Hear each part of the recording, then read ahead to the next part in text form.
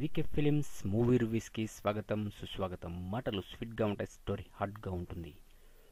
ఇప్పుడు స్టోరీలోకి వెళ్తే, మెగాస్టార్ చిరంజీవి నటించే 150 సినిమాకి పూరి జగన్నాథ్ దర్శకుడు అంటూ రచ్చ ఇటీవల కాలంలో జరిగిన సంగతి మనందరికీ తెలిసిందే.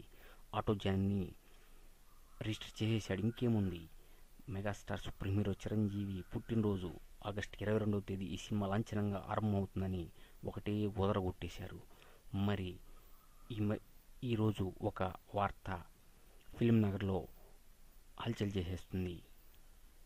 చిరు 150 సినిమా నుండి పూరి జగన్నాథ్ అవుట్ అనే వార్త ప్రస్తుతం ఫిల్మ్ నగర్లో ఒక హాట్ టాపిక్గా మారింది.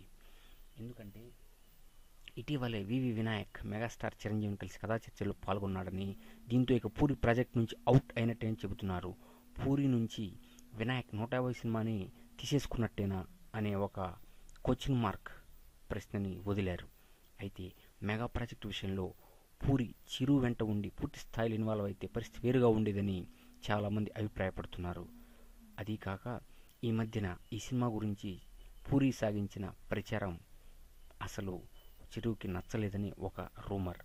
పైగా చిరు సినిమాలో చార్మి అంటూ సాగిన ప్రచారం నెగిటివ్ అయిపోయింది. ఎందుకంటే నిన్న రిలీజ్ అయిన జ్యోతిలక్ష్మి సినిమాలో వ్యాంప్ క్యారెక్టర్ పోషించిన చార్మికి మన సుప్రీం హీరో మెగాస్టార్ చిరంజీవి పక్కన నటించే స్టామినా ఉందా అని ఫ్యాన్స్ ఒక సందేహం వెలిబుచ్చారు. ఏదేమైనా పూరి వ్యక్తిగత ప్రవర్తన వలన చిరంజీవి 150 ఛాన్స్ మిస్ అయ్యే ఛాన్స్ ఉందని ఫిలిం నగర్లో చెప్పుకుంటున్నారు.